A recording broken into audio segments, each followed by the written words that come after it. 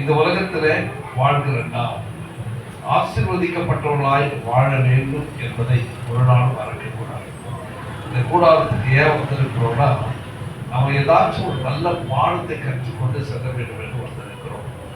உண்மையிலே சொல்கிறேன், பலவீனமாயிருக்கிற கர்த்தர் உங்களை கர்த்தர் பலப்படுத்துவார், சுகவீனமாயிருக்கிற உங்களை கர்த்தர் சுகப்படுத்துவார், ஆறுதலற்று வந்திருக்கிற உங்களுக்கு ஆறுதலை தருவார், வியாதியோடு உங்களை இருக்கிறார் கர்த்தர் உங்கள் வியாதிகளை தருவார். நீங்கள் விசுவாசத்தோடு இருங்கள், அதை கர்த்தர் செய்வதை நீங்கள் பார்க்கிறேன். அநேக நேரத்தில் நான் சில பலவீனமானவர்களை பார்ப்பேன். உங்களை எல்லாம் பார்க்கும்போது எனக்கு ஒரு வருத்தம். உங்களிடத்தில் ஒரு குறையும் இல்லை, ஆனால் ஒரு குறை மாத்திரம் இருக்கிறது. அதை நீங்கள் புரிந்து கொள்ள வேண்டும். பலவீனமாக இருக்கிறவர்கள் நன்றாக தண்ணீர் குடிக்க வேண்டும். இன்றைக்கு தண்ணீர் குடிக்காமலே மறித்து போகிறவர்கள் எத்தனையோ கோடி ஜனங்கள். ஹார்ட் அட்டாக் திடீர்னு மயக்கச்சு விழுதுருவாங்க, திடீர்னு பேசாம போயிடுவாங்க, திடீர்னு கை காலெல்லாம் இழுத்துக்கும். இதுக்கெல்லாம் என்ன காரணம்? திடீர்னு கேஸ்ட்ரிக் ஃபார்ம் ஆயிடும், திடீர்னு இதயம் ஒரு மாதிரி இருக்கும், திடீர்னு முதுகுல ஒரு மாதிரி இருக்கும், திடீர்னு முட்டின ஒரு மாதிரி இருக்கும். இதுக்கெல்லாம் என்ன காரணம் என்று அறிவியல் விஞ்ஞானிகள் கண்டுபிடிச்சிருக்காங்கன்னு சொன்னா, டீஹைட்ரேஷன், தண்ணி குடிக்காமல் இருப்பதனால் தான் அநேக கோடி ஜனங்கள் மரித்து போய்விடுகிறார்கள். அதனால பிரியமானவர்கள், ஒருவேளை நமக்கு தண்ணீர் தாகம் எடுக்காம இருக்கலாம். தண்ணீர் தாகம் எடுக்காம இருக்கிறதுனால நம்ம என்ன நினைக்கிறதுமா, எனக்கு தண்ணீர் தாகம் எடுக்கல, என் உடம்புக்கு எங்க தண்ணீர் தேவைப்படுதுன்னு எடுக்கலாம். இல்லை இல்லை இல்லை, அது தவறு.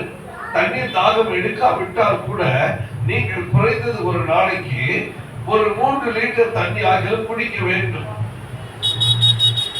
இந்த உடம்புக்கு எவ்வளவு கழுவுறதுமா, வெளியே கழுவுறதுக்கு எவ்வளவு தண்ணி தேவைப்படுது? ஒரு 2 பக்கெட் தண்ணி இல்லை 1 பக்கெட் தண்ணி. ஆனா உள்ள கழுவுறதுக்கு எவ்வளவு பக்கெட் தேவை தெரியுமா? 36,000 லிட்டர் தண்ணி தேவை. எவ்வளவுங்க? 36,000 லிட்டர் தண்ணி தேவை. நமக்கு கடவுள் அது வெறும் 12 டம்ளர் தண்ணியில கழுவ வைக்கிறாரு. அதை கூட நமக்கு சரியா குடிக்கலன்னா வியாதி எப்படி நம்மளை விட்டு போகிறோம், வேர்ல எப்படி நம்மளை விட்டு போகிறோம். இங்க புரியுது, இங்க புரியுது, இங்க புரியுது, இங்க புரியுது, ஐயோயப்பா ஐயோயப்பா ஐயோயப்பா. நான் ஏன் கேஸ்ட்ரிக் ஃபார்மேஷன் ஆகுது? அப்படியே அங்க வாயு தொல்லைகள் தாங்க முடியல. சிலருக்கு வாயு தொல்லை இருந்துச்சுன்னா வீட்டில் போய் 2 பல்லு கூட நல்லா பச்சையா பெட்டு சாப்பிட்டுட்டு ஒரு டம்ளர் சுடு தண்ணி குடிச்சிருக்கேன். இல்லைன்னா பெருங்காயம் கொஞ்சம் வாயில போட்டு குடிக்கிட்டு தண்ணி குடிச்சிருக்கேன். இதெல்லாம் நீங்க செஞ்சீங்கன்னா 1/2 மணி நேரத்துல எல்லா கேஸ்ட்ரிக்கும் உங்களுக்கு செய்தோம் போயிடும். இன்னும் நிறைய வியாதிகளுக்கு உங்களுக்கு மருந்துகள் இருக்கிறது, இயற்கை வைத்தியமே இருக்கிறது. நீங்கள் போகும்பொழுது என்னை அணுகி செல்லுங்கள். அதற்குரிய நல்ல முடிவை உங்களுக்கு நான் தந்து அனுப்புவேன். என்னுடைய வாழ்க்கையில நான் எப்பொழுது விரும்புவது இடத்திற்பா, நான் சுகமாக இருக்கிறேன். எப்படி சிலர் சொல்லுவாங்க, சோறு கிடைச்சிடும் சொப்பம், காசு கட்டினா கையில சொல்லுவாங்க. ஆனால் வாழ்க்கையில சோறு ஒரு மனிதருக்கு சுகம் கொடுக்குமானால் நம்மை விட நிறைய சாப்பிடுறவங்க நிறைய பேர் சாப்பாடுலாம் பணம் தான் நமக்கு ஆசீர்வாதம் சொன்னால் நம்மை விட பணக்காரர்கள் அதிகமாக இருக்கிறாங்க. உன் வாழ்க்கையில நீ சுகமாக இருக்க வேண்டுமா, சந்தோஷமாக இருக்க வேண்டுமா? இன்றைக்கு ஒரு ரகசியத்தை நீங்கள் கற்றுக்கொண்டு போங்க. வாழ்நாள் முழுக்க சுகமாக இருக்க போகிறீர்கள் என்றவருக்கு நான் சந்தோஷமா இருக்கணும்னு ஆசை. எல்லாருக்கும் சந்தோஷமா நிம்மதியா இருக்கணும்னு ஆசைப்படுறீங்க. எத்தனை பேருக்கு அமைதியா இருக்கணும்னு ஆசைப்படுறீங்க? பாத்தீங்களா? எத்தனை பேர் பணக்காரன் ஆசைப்படுறீங்க? யார் சொல்லுங்க? பணக்காரன் ஆயிடும் வீடை கட்டி கொண்டு ஆழம் பண்ணுங்க. என்னதான் வந்தாலும் அதெல்லாம் நடந்ததே இல்லைங்க. இந்த மனுஷன் வாழ கொஞ்ச நாள் என்ன வேணும் கேட்டா, நிம்மதி வேணும், சமாதானம் வேணுமா, சந்தோஷம் வேணுமா, ஆசீர்வாதம் வேணுமா, இவ்வளவுதாங்க. இதை புரிஞ்சிக்காம மனிதர்கள் நிறைய பேர் காட்டுவாசிகளை போல இங்கே அலைஞ்சு அலைஞ்சு அலைஞ்சு அலைஞ்சு தயாராகி என்னடா பழப்பு, ஏண்டா பழைக்கணும், எதுக்குடா இது வாழ்க்கை, வாழாம பிறந்தாலே நல்லா இருக்கும், பிறக்காம இருந்தாலே நல்லாவா இருக்கும் அப்படின்னு நினைக்கிறவர்கள் நிறைய பேர். காரணம் என்ன தெரியுமா? அவருடைய வாழ்க்கையில அவர்கள் கற்றுக்கொள்ள வேண்டிய சில ரகசிய பாடங்களை அவர்கள் கற்றுக்கொள்ளவில்லை. அதுதான் பிரச்சனை. நம்ப வேண்டிய ஒரே ஒரு ஆள் யார் தெரியுமா? அவர் தெய்வம் மாத்திரமே. அவரை நம்பி பாரு, வாழ்க்கையில நீ நம்பி பார்க்க மாட்டாய். அவரை நம்பு, வாழ்க்கையில வர உனக்கு தெம்பு.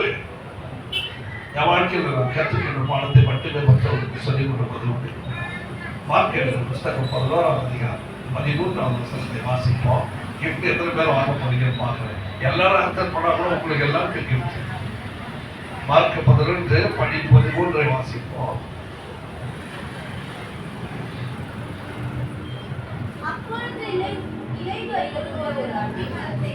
அப்பொழுது இலைகள் உள்ள ஒரு அத்திமரத்தை தூரத்திலே கண்டு அதில் ஏதாகிலும் அகப்படுமோ என்று பார்க்க வந்தார். யார் பார்க்க வந்தது? எதுக்கு அதை பார்க்க வந்தாரு?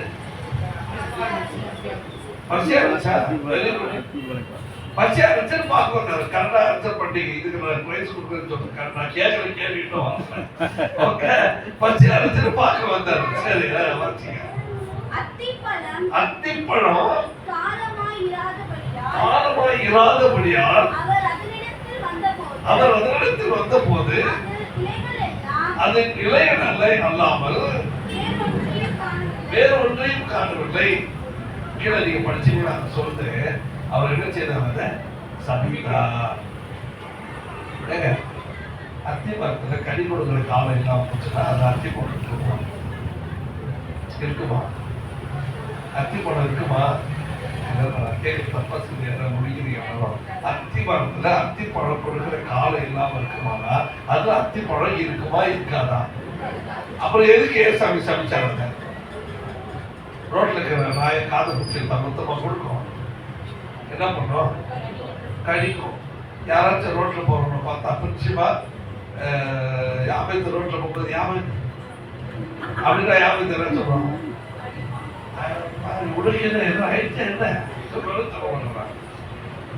அப்ப மரத்துல கனி கொடுக்கிற காலமே இல்ல. ஆனா ஏன் சமீப பார்த்தாலும் அந்த கனி கொடுக்கிற சமைச்சாரு. ஏன்? கேள்வி தெரிஞ்சா நிறைய வாட்டி டைம் கொடுத்தாரா? அவர் அப்பதான் போய் பார்த்தாரு. 2-3 முறையா போய் பார்த்தாரு. 2-3 முறையா போய் பார்த்தாரு. யாரும் வந்து சொல்ல மாட்டேங்க. 2-3 முறையா பார்த்தாரு. அப்புறம் என்ன கனி கொடுக்குற காலம் இல்லாததுல மரத்துல எப்படி போய் கனியை தெரிஞ்சு பார்க்கலாம்? கனி எப்படி எதிர்பார்க்கலாம்? ஆண்டவரால் தான் மரத்தா கொடுக்க முடியுமா?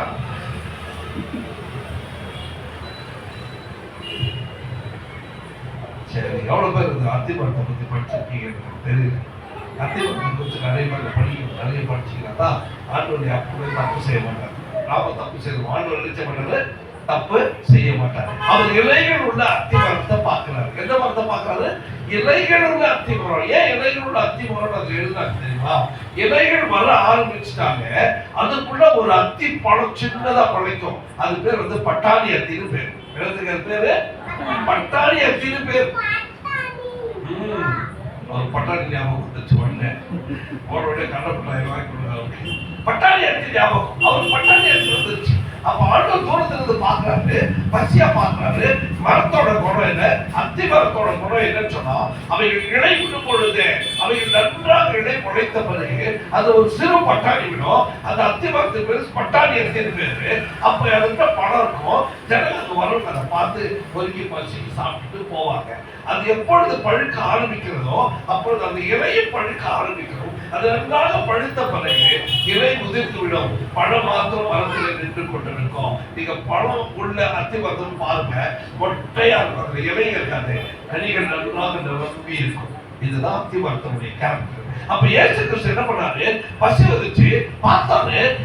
இலைகள் பரவாயில்ல, இலை கொஞ்சம் தான் பரவாயில்ல, இலைகள் நிரம்பி இருக்கும்போது கண்டிப்பா பட்டாணி ஏற்றி இருக்குன்னு சொல்லி ஏக்கத்தோட போய் பார்த்தாரு. பார்த்தாரு, என்ன இல்ல, பட்டாணி ஏற்றி இல்ல. தாக்கத்தோட ஏன் அப்படின்னு கேட்டா, அது நடித்து கொண்டிருந்த மரம். அது என்ன செய்தது? நடித்துக் கொண்டிருந்தது. அது பணம் கொடுப்பது போல நடித்துக் கொண்டிருந்தது. அவருக்கு தெரியும்ல இது நடிக்கிற மரமா இல்லையான்னு. பார்த்தாரு, இனி உன்ட்ட கனி வராது, நீ வேஷம் போடன்னு அடிச்சு போயிட்டாரு. அதே போலதான் இன்னைக்கு கிறிஸ்தவ வாழ்க்கையில ஒரு பாடத்தை கற்றுக் கொடுக்கிறார். நீங்கள் தானும் வெளியே பார்ப்பதற்கு கிறிஸ்தவரா இருந்தால் போதாது. இந்த மாதிரி நல்லா பஞ்செல்லாம் போட்டு கழுத்துல கையில பைய வாயில போய் சுத்தரா போதாது. எப்படி இருக்கிறோம் அப்படின்னு சொன்னா, இயேசு கிறிஸ்து எப்படி வாழ்ந்தாரோ அப்படி நீங்களும் நானும் வாழ வேண்டும் என்று கர்த்தர் விரும்புகிறார். உட்காந்துருக்கீங்களா? ஒரு நாள் வல்லமை கிடைக்கிறதுக்காக கடவுளை சொல்லிக்கிறோம். நிறைய வல்லமை கொடுங்க, நிறைய வல்லமை கொடுங்க, அபிஷேகம் கொடுங்க, அபிஷேகம் கொடுங்க, அக்கினி அபிஷேகம் கொடுங்க, அக்கினி அபிஷேகம் கொடுங்க. எப்படிலாம் நீ ஜெபம் பண்ணா அவன் என்னைக்காச்சும் ஆண்டவரே என்னை பரிசுத்தமாக்க மாட்டேன், என்னை சுத்தமாக்க மாட்டேன், என்னை உத்தமனாக மாற்ற மாட்டேன் என்று நீ ஜெபம் பண்ணி இருக்கிறியா? பிசாசை விரட்டுவதற்காக வரம் கேட்கிற நீ உனக்குள்ள இருக்கிற பாவ பிசாசை விரட்டுவதற்கு நீ வரம் கேட்டாயா? வியாதிகளை குணமாக்க விரும்புகிற நீ உனக்குள்ள இருக்கிற பாவ வியாதிகளை குணமாக்க நீ வரம் கேட்டாயா? நீங்க எத்தனை பேர் தெரியுமா? அதெல்லாம் வரம் கேட்பாங்க, ஆனா குணம் வராது. சாத்தானுக்கு குணம் கொடுக்க முடியும், ஆனா குணம் கொடுக்க முடியாது. மட்டும்தான் தேவனை உண்மையாக தேடுகிறவர்களுக்கு மட்டும்தான், தேவனை அண்டிக் கொள்ளுகிறவர்களுக்கு மட்டும்தான் என்ன கொடுப்பாங்க? வாழ்க்கையில குணம் கொடுப்பாரு. வரம் கொடுக்கறத பத்தி கவலைப்பட மாட்டாரு, குணம் கொடுக்கறத கவலைப்படுவாரு. நீ குணம் இல்லைன்னு சொன்னா வாழ்க்கை சாத்தா குணம் கொடுத்து போயிருவான். நீங்க எத்தனை பேர் தெரியுமா மனத்தோட சுத்தி குணத்தோட என்ன மாட்டா? எத்தனை பேர் தெரியுமா ஏசாமி பேரை சொல்லிட்டு சாத்தான் கூட சாத்தானுக்கு இதயத்தில் சிங்காசனத்தை போட்டு வைத்து விட்டு வாழ்ந்துட்டு தெரியுமா? படிச்சு ஜோமடிக்க உள்ள மனசு பாருங்க. நேற்று வரைக்கும் போய் சொல்லிட்டு இருந்தேன், இன்னைக்கு போய் சொல்லக்கூடாது. அப்படி நிறைய கிறிஸ்தவர்கள் நடிச்சிருக்காங்க. சில கிறிஸ்தவரை பத்தி படிப்போம், பாருங்க அழகா சொல்றாங்க. ஒரே ஒரு மட்டும் நான் சொல்றேன் கேளுங்க. வாழ்க்கையில நீ சந்தோஷமா இருக்குன்னா அதற்கு காரணம் வேற யாருமே கிடையாது, நீ மட்டும்தான்.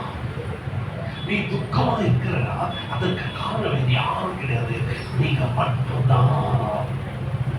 என் வீட்டுல நிம்மதி இல்லையே, என் வீட்டுல நிம்மதி இல்லையே யாருன்னா சொன்னா அவங்க கிட்ட கேட்பாங்க, நிம்மதி இல்லாததுக்கு காரணம் யாருன்னு கேட்பாங்க. அநேக இடத்துல நினைப்போம், என் வீட்டுல நிம்மதி இல்லை, என் வீட்டுக்கார தான் காரணம், என் வீட்டுக்காரமா தான் காரணம் அப்படின்னு நம்ம நினைப்போம். நிம்மதி இல்லை என்பதற்கு காரணம் நான் தான் என்பதை நீ ஒத்துக்கொள்ள வேண்டும். எப்பொழுது நீ ஒத்துக்கொள்கிறாயோ அப்பொழுது குடும்பம் மாறிவிடும். எல்லாரும் நல்லா தான் போகுது நம்ம வாழ்க்கையில, நம்ம நல்லா தான் எல்லாம் நல்லா இருப்பாங்க. நிறைய பேர் விஷயம் தெரியாது. என்ன தெரியுமா? ரொம்ப உலகத்திலே கடினமான பாடம் என்ன தெரியுமா? என்ன போச்சு உலகத்திலே கடினமான பாடம் என்ன? என்ன தெரியுமா சகோதரி? என்ன கடினமான பாடம் சொல்லுங்க பாருங்க. உலகத்திலே கடினமான பாடம் என்ன? என்னமா? உண்மையா இருக்கிறது. நல்ல வார்த்தை சொல்ற. வேற என்னமா? வேற என்ன? ஆமா, சென்சமா சொல்ற. உலகத்துல கடினமான பாடம் இது. சந்தோஷமா இவாவுக்கு என்ன மேட்ச் ஸ்டார்ட் பண்ணுவோம். உலகத்துல கடினமான பாடம் எதுன்னு ஞாபகத்துக்கிட்ட கிடைக்காம செய்யணுமா? உலகத்துல கடினமான பாடம் எது தெரியுமா? உண்மை நீ புரிந்து கொள்வது, என்னை நான் யாரும் கொள்வது. நீங்க நிறைய பேர் கஷ்டப்படுறதுக்கு காரணம் என்ன தெரியுமா? நான் யார் என்பது உங்களுக்கு தெரியாம இருக்கும். நாளைக்கு வாங்க, நீங்க யாருன்னு தெரிஞ்சுக்கிறது போவீங்க. உன்னை நீ யார் என்று தெரிந்து கொள்ளுகிற வரைக்கும் உன் பின்னாடி இருக்கிற யாரும் சனி ஒன்று ஓடாது. நீ யார் என்பதை புரிந்து கொள். அப்பொழுதுதான் நீ வளர்ந்துக்கிற தெய்வம் யார் என்று உனக்கு ஏசாமி தெரியும், ஏசாமி தெரியும் சொல்லி உட்காந்து இப்ப கேட்டா பெயிண்ட் இருக்கீங்க. எல்லாரும் உட்காந்துக்கிறவங்க யாருக்குமே ஏசாமி தெரியாது, தான் பிரச்சனை. தெரியும் என்னடா இது, இத்தனை வருஷம் பைபிளை தூக்கிட்டு கோயிலுக்கு போகிறோம், பாட்டு ஜோம் பண்ணிக்கிறோம், நம்மளை பார்த்து ஏசாமினா யாருன்னு தெரியாதுன்னு சொல்லிட்டுருக்காங்க. சொல்லி எதிர்த்து ஏசாமினா யாரு? இப்போ உங்களுக்கு 1000 rupees கொடுங்க சொல்லு, பைபிளுக்கு அப்படி இருந்தால் ஏசாமி சொல்ல முடியுமா? கண்டிப்பா பாஸ்டர் கவுன்சிலிங் போவேன். அந்த 100 பாஸ்டர்ஸ் 150 பாஸ்டர்ஸ் எல்லாம் உட்காருவாங்க. அவங்க கிட்ட கேட்குறேன், உனக்கு ஏசாமினா யாருன்னு தெரியாது, எந்த பாஸ்டர் எதிர்த்து சொல்லு. நான் சொன்னேன், இங்கே உட்காந்துக்கிற யாராச்சும் ஏசாமி யாருன்னு எதிர்த்து சொல்லு, ஒரு 5000 rupees ஒரு பாஸ்டர் எதிர்த்து சொல்லு. அதே கேள்விதான் உங்க கிட்ட கேட்கிறேன், நீ ஏசாமினா யார் தெரியுமா உனக்கு?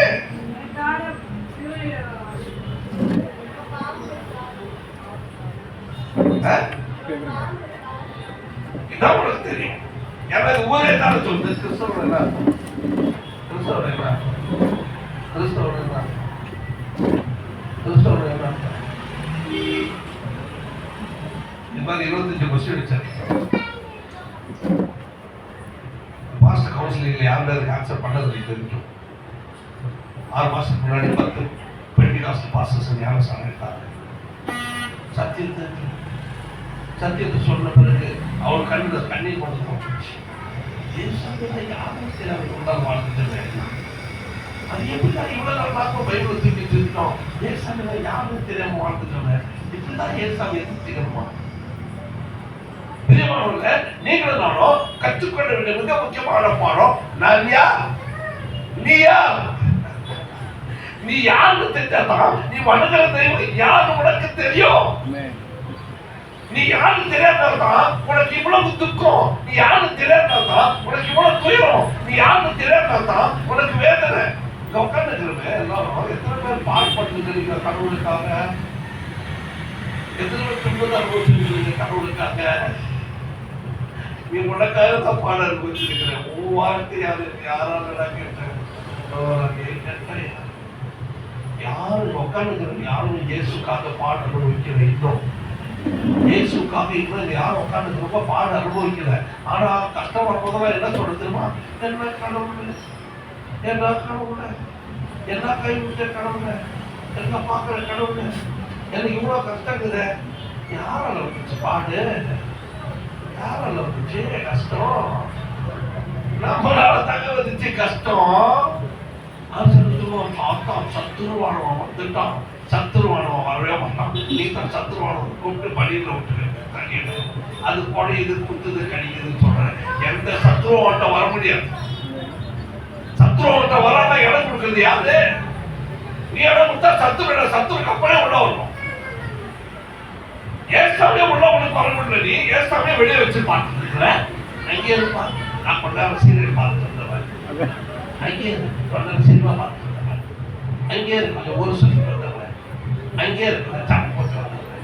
அங்கே இருக்கிற ஹெட்டவாக பேசுறவன். அங்கே இருக்கிற டான்ஸ் ஆட்டு வந்தவன். அங்கே இருக்கிற தண்ணீர் வந்தவன். அங்கே இருக்கிற ஸ்மாக் பண்ணிட்டு வந்தவன். நீ அங்கே இருக்கிற எல்லாத்தையும் சேர்த்துட்டு அவரை வெளியே வச்சிருந்த. இவர் ரொம்ப நல்ல ஒரு மாதிரி இருந்தாரு. நான் கிறிஸ்தவ அவர் வீட்டில் நிம்மதி கேட்பாங்க. கொண்டாடி முடிச்சு நம்மளே நிம்மதி இருக்காது. அண்ணன் நம்பிக்கை வச்சு அக்கா தங்கச்சிகளுக்கு பாசம் இருக்காது. சொந்த மாமா மச்சம் கூட நட்பு இருக்காது. உன் வீடு ஒரு பெரிய எக்ஸாம்பிள். அதுல நீ உள்ள பெரிய எக்ஸாம்பிள். பிராக்டிக்கல் கிறிஸ்தவனா வாழ கற்றுக்கிட்டா ஒவ்வொரு நிமிஷமும் நீ சந்தோஷமா வாழலாம். ஒவ்வொரு நிமிஷமும் நீ சொந்தமா வாழலாம். ஒவ்வொரு நிமிஷமும் நீ ஆசீர்வாதமா வாழலாம். ஒவ்வொரு நிமிஷமும் நீ அமைதியா வாழலாம். ஒவ்வொரு நிமிஷமும் உனக்கு அப்படி சுகத்தையே கிடைக்கும். பூமியில நிறைய பேர் நினைச்சிருப்பாங்க நரகம் விஷயம் தெரியுமா? நரகம் ஒண்ணு கிடையாது. ஆனா உன் வாழ்க்கையில நரகத்துக்கு டெய்லி பார்த்துட்டு போயிருப்பேன். நரகம் பைபிள்ல கிடையாது. யாராச்சும் நரகம் ப்ரூவ் பண்ணிட்டோம். நீ என்ன சொல்றீங்க கேட்கறது? இதே பாஸ்டர்ஸ் கவுன்சிலிங் தான் கேட்டேன். நரகம் எங்கன்னு காட்டி, பரதேசி எங்கன்னு காட்டி போயிருந்தேன். நிறைய கேள்வி இருக்கு. ஆனா உன் வாழ்க்கையில நரகத்தை நீ பார்த்துடுவா எப்பொழுது உன்னை நீ சரிப்படுத்தாமல் வைத்துக் கொண்டு பொழுது. அப்படியானால் என் வாழ்க்கையில நான் செய்ய வேண்டியது என்ன அப்படின்னு ஒரு பாடத்தை மட்டும் இந்த நாளில் நீங்க நல்லா கற்றுக்குவோம். அது ரொம்ப ஆசீர்வாதமா இருக்கும். என்னோட கூட எடுத்து ஒரு வாசிக்கிற எசேக்கியேலின் புத்தகம் நல்ல கவனமா ஒருத்தர் படிங்க, தெளிவா அதை புரிஞ்சுக்குவோம். புரிஞ்சுட்டு எழுத போகும்போது ஓஹோ இதுதான் விஷயமா, நான் நல்லா இருந்ததுக்கு, நான் கஷ்டப்படுறதுக்கு, சரி எனக்கு கொஞ்சம் நான் மாத்திக்கிறேன் அப்படின்னு நீ போனா நீங்க ஆசிரியப்பட்டவராக போறீங்க. எசேக்கியேல் 8ஆம் அதிகாரம் 12ஆவது வசனம் சொல்லாரு. எசேக்கியேல் 8:12 வாசிங்க. அப்பொழுது அவர் என்னை நோக்கி மனுபுத்திரனே இஸ்ரவேல் வம்சத்தாரின் இங்க உள்ள வாசிக்கிறாங்க. இஸ்ரவேல் வம்சத்தாரின் மூப்பர்கள் அந்த இடத்திலே அவர் தங்கள் விக்கிரகங்களில் சித்திர வினோத அறைகளில் செய்கிறதை யாரு கேட்கிறாரு? யாரு எசேக்கியேலை பார்த்து ஆவியானவர் கேட்கிறாரு. என்ன கேட்கிறாரு? மனுபுத்திரனே இங்க வா, இந்த இஸ்ரவேலர்கள் இருக்கிற மூப்பர்கள் என்ன செய்யறாங்கன்னு பாரு. ஒரு ரூம்ல போயிட்டு சித்திர வேலையை செய்யறாங்க. என்ன செய்யறாங்க? அந்த இடத்துல சித்திரவதையை செய்யறாங்க. நீ பார்த்தாயா? பார்த்துட்டு வந்து என்ன சொல்றாங்க வாசிங்க. கர்த்தர் எங்களை என்ன செய்யல? பண்றதெல்லாம் பாவம். நீங்க வந்து எல்லாம் தொடர்ந்து கர்த்தர் எங்களை பார்க்கவில்லை, கர்த்தர் தேசத்தை கைவிட்டார். உனக்காக யார் கொஞ்சம் ஜெபம்? உனக்காக நான் ஜெபம் பண்ணுமா? உனக்காக நான் கண்ணீரோட ஜெபிக்கிறேன். நான் கண்ணீரோட ஜெபிக்கும் கடவுள் சொல்றாரு, எதுக்கு கண்ணீரோட ஜெபம் பண்றேன்? உன் ஜபத்தை நிறுத்து, அங்க போய் பார்க்க. அது பண்ற அட்டகாசத்தை போய் பார்ப்போம், அது பண்ற அக்கிரமத்தை போய் பார்ப்போம், அது பண்ற மோசத்தை போய் பார்ப்போம். அதை விட்டு போட்டு யார்கிட்ட வந்து கண்ணை விட்டு கதரை எடுத்துட்டு இருக்கிறான் விட்டான் அப்படின்றாரு இசைக்கலை பார்த்து. ஏன்னா இந்த இஸ்ரவேலர்கள் என்ன செய்யறாங்களா? வீட்டுல போய் அந்தரங்க பாவத்தை செய்யறாங்க. என்ன செய்யறாங்க? அந்தரங்க பாவத்தை செய்யறாங்க. வெளியே வந்து நல்லவங்க மாதிரி நடிக்கிறாங்க. நீங்க கிறிஸ்தவ கூட என்ன பண்ணுமா? உள்ள போய் யாருன்னா பார்க்க போறான்னு சொல்லி எல்லா பாவத்தையும் செய்துட்டு வெளியே வந்து நல்லவன் மாதிரி நடிச்சுட்டு இருக்கிறான். நடிச்சுட்டு பார்த்தேன், வேலையே கிடைக்கல பார்த்தேன், வீட்டுல ரொம்ப கஷ்டம் பார்த்தேன், கொஞ்சம் ஜோம் பண்ணுங்க பார்த்தேன். நாம போய் அவங்க சொல்லிட்டு வச்சுட்டு ஜோம் பண்ணுவோம். ஆண்டு சொல்லாது அவன் பணத்தெல்லாம் போய் பார்ப்போம். அவன் பண்ற அட்டகத்தெல்லாம் பண்ணிட்டு இருக்கிறான். அவன் செய்யறதெல்லாம் சில நேரத்துல சில விஷயங்களை நாம பார்க்கும்போது இந்த விசுவாசி ஏன்னா இப்படி இருக்குது நினைக்கிற அளவுக்கு தோணும். பிரியமானவர்கள, நாம சரியா இல்லாம நாம கடவுளோட பொய் சொல்லி நம்மளே ஏமாத்திட்டு வாழ்ந்தோம்னா ஆசீர்வாதமா வாழ முடியாது. ஆண்டவர் சொல்றாரு, உனக்கு எனக்கும் ஒரு வழக்கு இருக்கு. என்ன வழக்கு? 2 வசனத்தை மட்டும் தியானம் பண்ணிட்டு ஒரு முடிவை தெரிஞ்சுட்டு போறோம். ஏசாயாவின் புஸ்தகம் 1ஆம் அதிகாரம் 18வது வசனத்தை வாசிப்போம். ஏசாயா 1:18. ஏசாயா 1:18. வழக்காடும் வாருங்கள் என்று கர்த்தர் சொல்லுகிறார். எப்படி? உங்க பாவங்கள் சிலேர் என்று இருந்தாலும் வெண்மையாக்குவேன். ரத்தாம்பர சிவப்பா இருந்தாலும் பச்சை போல என்ன சொல்றாரு? சிலேர் தான் ரத்தாம்பர சிவப்பு. அது சிவப்பு, ரத்தாம்பர சிவப்பு. அதே உங்க பாவம் சிவப்பு, ரத்தாம்பர சிவப்பு. அண்ணன் சொல்றாங்க, உனக்கு எனக்கு ஒரு வழக்கு இருக்கு. என்ன வழக்கு? உன் பாவம் சிவப்பாக்கு ரத்தாம்பர சிவப்பா இருக்கு. அது என்ன சிவப்பு, ரத்தாம்பர சிவப்பு? ஆண்டு பாருங்க, எத்தனை பேர் ஆண்டோட சண்டை போட முடியும்? உங்களால் ஆண்டோட சண்டை போட முடியுமா? சண்டை போட முடியாது. யார் தெரியுமா? நம்ம பாவம் சங்கத்துக்கு சிவப்பா, ரத்தாம்பர சிவப்பா. ஆண்டோட சண்டை போட முடியாது. நம்ம பாவத்துக்கு சின்ன சண்டை போடக்கூடாது, சண்டை போட முடியாது. சண்டை போடக்கூடாது, நம்ம தான் பாடிக்கணும். இப்ப என்ன அது அழகா விளக்கம் சொல்ல பாருங்க. ஓசியாவின் புஸ்தகம் 4ஆம் அதிகாரம் 1-2 வாசிப்போம். ஓசியாவின் புஸ்தகம் 4:1-2 பாருங்க. என்ன வழக்கு இருக்கு ரொம்ப அழகா சொல்ல பாருங்க. இஸ்ரவேல் புத்திரரே, கர்த்தருடைய வார்த்தையை கேளுங்கள். தேசத்து குடிகளோடு கர்த்தருக்கு வழக்கு இருக்கிறது. அது என்னவென்றால் தேசத்திலே உண்மை இல்லை, என்னமா இல்லை, இரக்கமும் இல்லை, தேவனை பற்றிய அறிவும் இல்லை, பொய்யாளிட்டு பொய் சொல்லி கொலை செய்து திருடி விபச்சாரம் பண்ணி மிஞ்சி மிஞ்சி போகிறார்கள். ரத்த பழிகளோடு இதுதான் ரெண்டுக்கும் சிவப்பு, ரெண்டு சிவப்புக்கும் ரத்தாம்பர சிவப்புக்கும் ரத்த பழிகளோட ரத்த பழிகள் செய்யறது. அப்புறம் என்ன அர்த்தம்னா பாவத்தோட பாவம், பாவத்துக்கு மேல பாவம், பாவத்துக்கு மேல பாவம். பொய் சொல்றாங்க, பொய்யே சொல்லிருப்பாங்க. பாருங்க, சிலது உண்மையே பேச மாட்டாங்க. அதுவும் பொய் சொல்லிட்டு பொய்யானிட்டு உண்மை இல்லாம இறக்கம் இல்லாம விபச்சாரம் பண்ணிட்டு வேசித்தனம் பண்ணிட்டு அக்கிரமம் பண்ணிட்டு அதர்மத்தை செய்து அநியாயம் பண்ணிட்டு நீதி நியாயம் தர்மத்தெல்லாம் சாகடிச்சுட்டு பெருமையோட பொறாமையோட பலவிதமான பாவத்தோட சுத்திக்கிட்டு நான் யோக்கியன்னு சொன்னா எப்படி ஆண்டு ஏற்றுப்பாரு?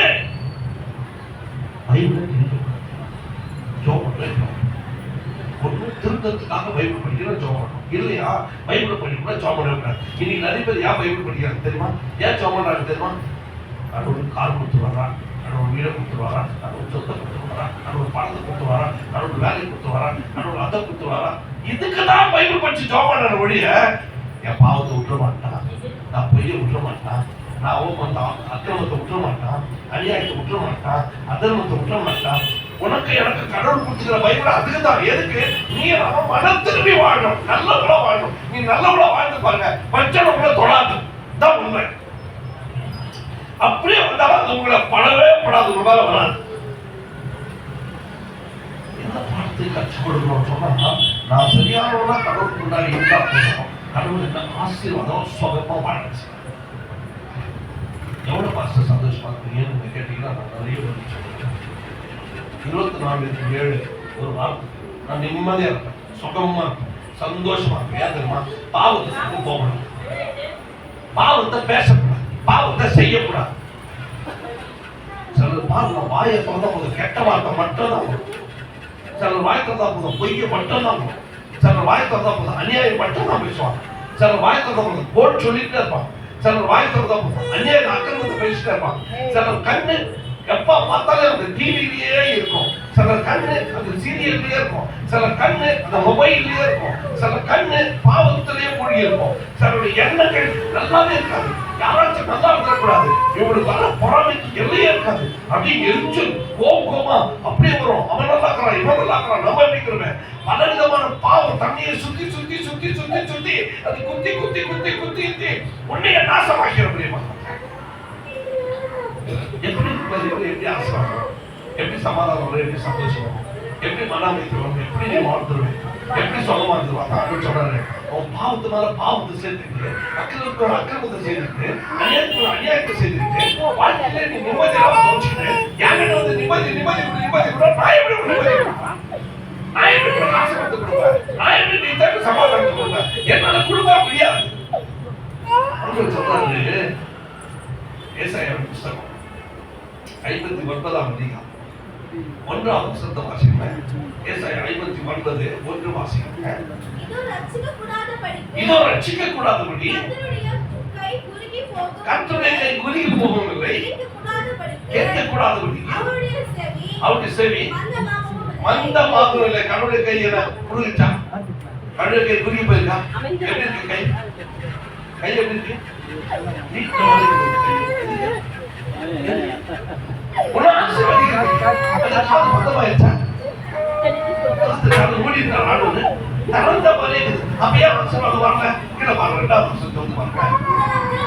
உங்கள் அக்கிரமங்களே உங்களுக்கும் உங்கள் தேவனுக்கும் நடுவாக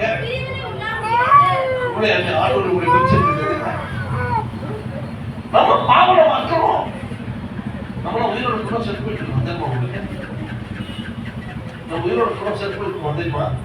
எத்தனை பேர் உயிரோட இருக்கீங்க, எத்தனை பேர் செத்து போயிருக்கீங்க? செத்து போன கை தூக்குனா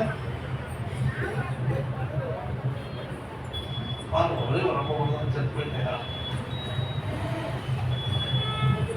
எபேசியர் 2ஆம் அதிகாரம் 1ஆவது வசனத்தை வாசிங்க. எபேசியர் 2:1 வாசிங்க. என்ன சொல்ல பாருங்க.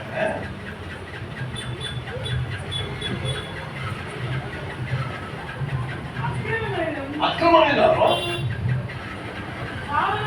பாவங்களினாலும் எப்படி இருந்தாலும் யார் வச்சவன்? யாரு? அக்கிரமம் பாவம் எவன் செய்யலாம் செத்து போடுவேன். அக்கிரமத்தையும் பாவத்தையும் யார் செய்யறாங்களோ அவங்க யாரு? செத்து போனவர்கள். நீ எவ்வளவு நாளைக்கு அக்கிரமத்தையும் செய்திருக்கிறது, எவ்வளவு நாள் பாவத்தையும் செய்திருக்கிறது, அப்ப எவ்வளவு நாள் செத்து போயிருது? செத்தவனுக்கு எப்படி உயிர் கிடைக்கும்? அதான் தாண்டவர் சொன்னாரு, நான் ஆசீர்வதிக்க கை நீட்டமா இருக்குது, உன் ஜபத்தை கேட்க என் காது திறந்த மாதிரி இருக்குது. ஆனா நீ என்ன செய்ய மாட்டேன் தெரியுமா? உன் அக்கிரமத்தையும் உன் பாவத்தையும் விட மாட்டேன். நான் என்ன பண்ணுவேன்? அது மட்டும்தான் செய்யறோம், அது மட்டும்தான் செய்யறோம். ரோமர் 12 2ஆம் வசனத்தை வாசிப்போம். ரோமர் 12. நீங்கள் இந்த பிரபஞ்சத்திற்கு என்ன பண்ணிட்டு இருக்கு தெரியுமா? இந்த பிரபஞ்சத்திற்கு ஏற்ற வேஷம் பண்ணிட்டு இருக்கோம். பிரபஞ்சத்துக்கு ஏற்ற வேஷம் போட்டுருக்கோங்க. பிரியமானவர்களே, பைபிள் வந்து இந்த பூமிக்கு ஏற்ற வேஷம் ஒரு மியூசிக் கொடுக்குறாங்க. எல்லாரும் அந்த ஜூ போயிருந்தாங்க. அந்த ஜூல ஒரு பெரிய மரம், அந்த புளிய மரம். அந்த புளிய மரத்துல ஒரு பங்கு மேல இங்க ஓடிட்டே குதிச்சுட்டே இருக்குது. அது இந்த குதிக்குது, அங்க குதிக்குது, அங்க குதிக்குது, அப்படியே குதிச்சுட்டே இருக்குது. எல்லாருக்கும் ஒரே ஆச்சரியம். அவன் நின்று கமாண்ட் பண்றான். அது அப்படியே செய்து கீழே வந்து ஒரு சிங்கம் அப்படியே ஜம்ப் அடிச்சு அது எல்லாரும் அப்படியே அந்த பொருள் அடிக்கிற ஜம்பை பார்த்தா எல்லாருக்குமே பயம். இது கீழே விழுந்தா இந்த சிங்கம் வாயில மாட்டிட்டா என்ன பண்றது? எல்லாருமே ஆச்சரியத்தோட பார்த்துக்கிறாங்க. என்னமோ தெரியல, எதிர்பாராத விஷயமா அந்த குரங்கு ஜம்ப் அடிச்சிருந்தா கையை விட்டுருச்சு. இப்ப நேரம் என்னதான் வந்து உள்ளோம், சிங்கக்கடை தான் வந்து உள்ளோம். அது உள்ள வந்து ஐயோன்னுச்சு. என்ன இது குரங்கு என்ன ஐயோன்னு சொல்லுமா? இது ஐயோன்னு சொன்னதுக்கு குத்து பார்த்தா அது மனுஷன் குரங்கு மாதிரி வயசு போட்டு ஜம்ப் அடிச்சிருக்கிறான். கீழே ஒரு சிங்கம் இருந்துச்சுப்பாரு. அது வாயில தான் மாட்டணும். சிங்கம் ஒண்ணுமே பண்ணல. அந்த சிங்கம் சொல்லிட்டு நான் ஒண்ணு மாதிரி முடிச்சு வாயை போட்டு கத்தாக்குறான் சும்மா அப்படின்னு சொன்னாங்க. அப்போதான் எல்லாருக்கும் தெரிஞ்சிச்சு இது இல்ல குரங்கும் நிஜமான சிங்கமும் இல்ல. ரெண்டு பேரும் யாரு? எவ்வளவு நாளைக்கு இது வயசம்? எவ்வளவு நாளைக்கு வயசம்? ஒரு நாள் இல்லைன்னா ஒரு நாள் ஒரு வயசு முடியாது. ஒரே ஒரு மட்டும் சொன்னாங்க, எல்லாரும் ஆனா தெய்வத்துடைய கண்ணு மூடவே முடியாது. நீங்க ஒரே ஒரு மட்டும் தெரிஞ்சுக்கங்க, நான் யார் முன்னாடி இருந்தாலும் யார் வேணாலும் ஏமாத்திடுவேன். என் தெய்வத்துக்கு முன்னாடி என் தெய்வத்தை என்னால ஏமாத்தவே முடியாதுன்னு யார் தெய்வத்தை ஏமாற்ற வேண்டும் என்று நினைக்கிறார்களோ அவர் துணிகரமாக பாவம் செய்கிறவர். துணிகரமாக யார் பாவம் செய்கிறார்களோ அவர் தெய்வத்துடைய ஆசீர்வாதத்தை ஒரு நாள் பெற்றுக் கொள்ள முடியாது. நீ தேர்வு சமாதானம், நீ தேர்வு ஆசீர்வாதம் வராது. பணம் வரலாம், பொருள் வரலாம், எல்லாம் வரலாம். ஆனா நீ கிடைக்கிற நிம்மதி நமக்கு கிடைக்காது. நீ யாராச்சும் உட்காந்துக்கிறவங்க நான் போட்டுக்கிற துணிதான் எனக்கு ஆசீர்வாதம் நினைக்காதீங்க. அப்படி நினைச்சீங்கன்னா தப்பு. ஏன்னா உங்களை விட வெளியே இருக்கிறவங்க நல்ல துணியெல்லாம் போடுறோம். நீ சாப்பிட்ற சாப்பாடு தான் ஆசீர்வாதம் நினைச்சாங்க. ஏன்னா உங்களை விட வெளியே இருக்கிறோம் அதை விட சூப்பரா சாப்பிடலாம். நீ வீடு வச்சிருக்கா, அந்த வீடு பெரிய கடவுள் கொடுத்தாருன்னு சொல்லி அது மட்டும் ஆசீர்வாதம் நினைச்சாத. ஏன்னா உன்னோட மாடி வீடு கட்டவங்க நிறைய பேர் இருக்காங்க. ஆனால் அவனுக்கு எல்லாமே இருக்கும். அவனுக்கு நிம்மதி சமாதானம் இருக்காது. அவனுக்கு ஒண்ணுமே இருக்காது. திருப்படியா தான் இருப்பேன். ஆனா உனக்கு இருக்கிற சமாதான நிம்மதி வேற ஒருத்தருக்கு கிடைக்கவே கிடைக்காது. அது எப்ப கிடைக்கும்னா உன் தெய்வத்துக்கு முன்பாக நீ யோகியராக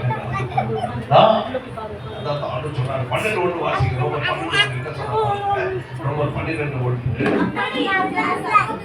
அப்படி இருக்க சகோதரர்களே, நீங்கள் உங்கள் சரீரங்களை பரிசுத்தமும் தேவனுக்கு பிரியமுமான ஜீவ பலியாக ஒப்புக் கொடுக்க வேண்டும் என்று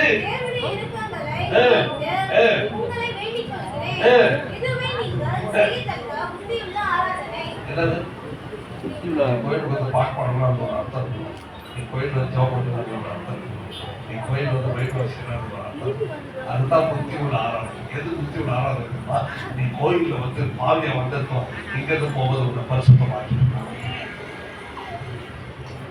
இங்க வந்துட்டு உன் வாழ்க்கையில நீ பாவத்தை அறிக்கையிடாம நீ செய்யற பாவத்தை அப்படியே உள்ள கொள்வது, அப்படியே நீ வெளியே தூக்கி போறன்னு சொன்னா உன் வாழ்க்கையில நீ வீட்டுல கூட சரி, உன் வாழ்க்கையில கூட சரி, நீ விடுதலை பார்க்க முடியாது. உனக்கு விடிய காலம் வராது. நீ பகலை பார்க்க முடியாது. உன் வாழ்நாளெல்லாம் இருள் மட்டுமே உன் கண் முன்னாடி.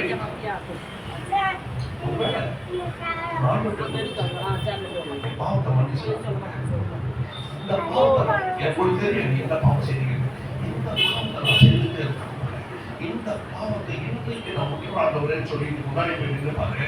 ஒருவேளை நீ முன்னாடி போறதுக்கு உனக்கு பாதை தெரியாமல் இருக்கலாம்.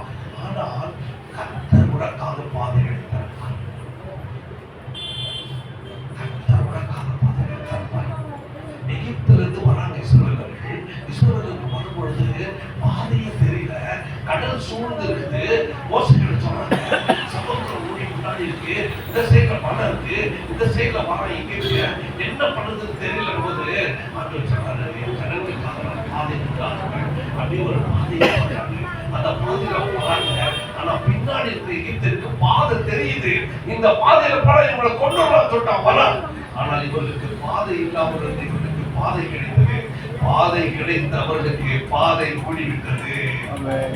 அவர்கள் அங்கேயே சென்று போயிட்டார். உலகத்தாருக்கு பாதை நிறைய இருக்கும். அவன் பாதை கிடைச்சிருப்பான், அவன் சிலருக்கு கிடைச்சிருப்பான், அவன் வட்டி கொடுப்பான், அவன் கொண்டாடிப்பான், பணம் கொடுப்பான், வியாதிப்பான், இந்த வழியில் இருந்தாலே பணம் சம்பாதிக்கலாம், அவன் முளைச்சிக்கலாம், அவனுக்கு 1000 வழி இருக்குது. ஆனால் கிறிஸ்தவனுக்கு வழியே தெரியாது, வழியே கிடையாது இந்த வாழ்க்கை. ஆனால் உனக்கும் எனக்கும் வழி உண்டாக்குகிறவர் கர்த்தர். அவன் கண்ணு முன்னாடி இருந்தா தான் தெரியும். நீ போய் நின்று பாரு, கர்த்தர் உனக்காக வழி ஏற்படுத்துவாரு.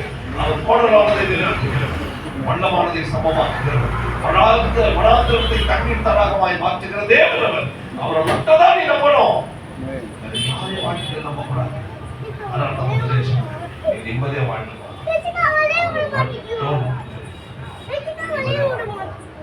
உண்மையான வழியில நடந்ததான வழியில பயம். ஏன் கருத்து சுத்துற, ஏன் தப்பு செய்து சுத்துற, ஏன் பாவம் செய்து சுத்துற, எதுக்காக பாவம் செய்ற, செய்யறது என்ன உனக்கு கிடைக்க போகுது, நீ என்ன பண்ண போற, உனக்கு என்ன நடக்க போகுது, அதெல்லாம் நீ அனுபவ போறது என்ன, உனக்கு கிடைச்சிட போறது என்ன, எதுவா இருந்தாலும் சரிங்க. அது நிரந்தரம் அல்ல. நிரந்தரம் இல்லாத ஒண்ணுக்கு ஆசைப்படாத. நீ சம்பாதிச்சா கூட அது உன்னுடையது அல்ல. வீடு சம்பாதிச்சு வச்சுட்டா தலைவரை கட்டி அனுப்பிடுவாங்களா?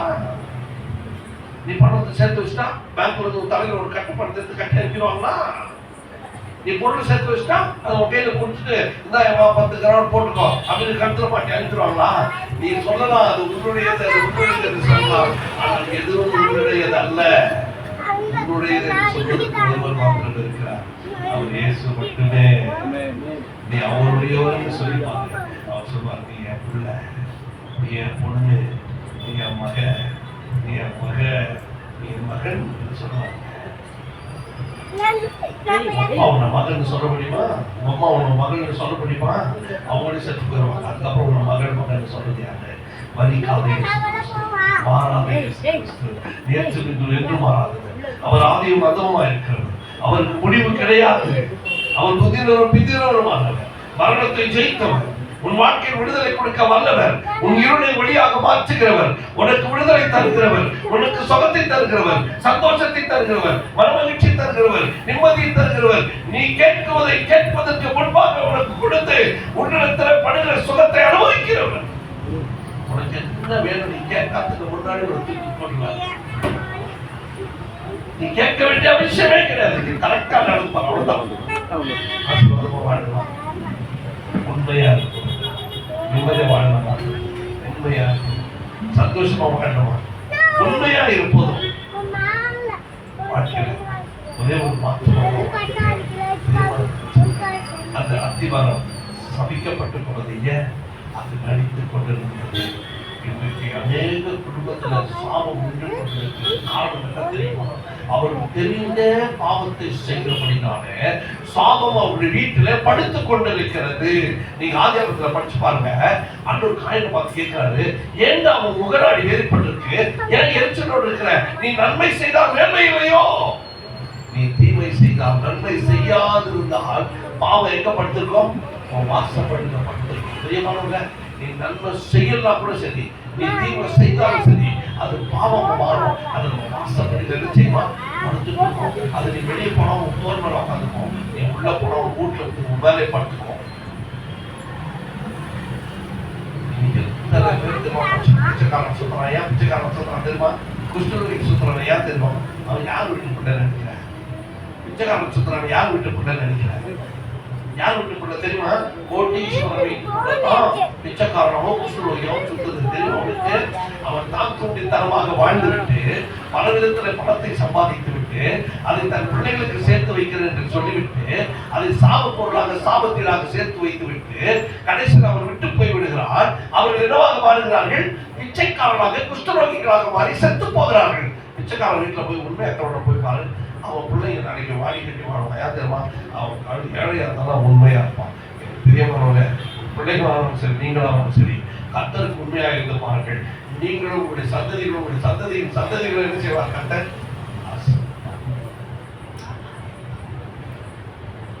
ஒரு ஏழை ஒரு கழுதியை வச்சுட்டு ஒரு பஞ்சு மூட்டையை வச்சுட்டு வியாபாரம் பண்ணி கொஞ்ச நாள் ஆச்சு. பஞ்சில உப்பு வியாபாரம் பண்ணலான்னு சொல்லிட்டு உப்பை கொண்டு போய் இந்த ஆற்று தாண்டி அந்த சைடு விற்கணும்.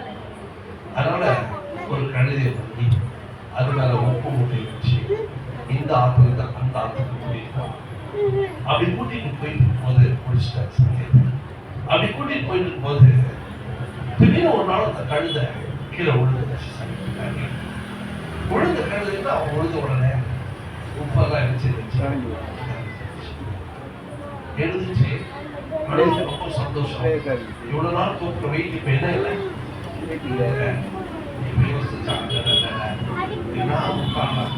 இந்த நெய்கை பண்ணாம போயிட்டேனே, நான் சந்தோஷமா போயிருக்கேன் தண்ணியில அப்படின்னு சொல்லி நினைச்சு ஒவ்வொரு நாளும் போது அந்த கழுது வேறுனே அவன் என்ன பண்ணுவான், எழுப்பான் பார்த்தான், எழுப்பி பார்த்தான். அவன் ஆயிட்டான்.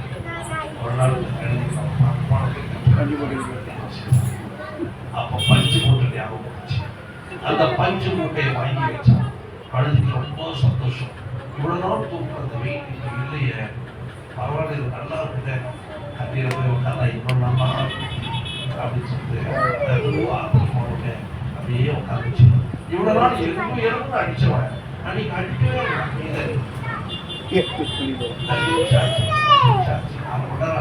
இவனை எழுப்பவே மாட்டானே அப்படின்னு அதுவே இடலாம் எழுச்சி. அதனால என்ன செய்யல, எட்டி ஒரே உதவிச்சான்.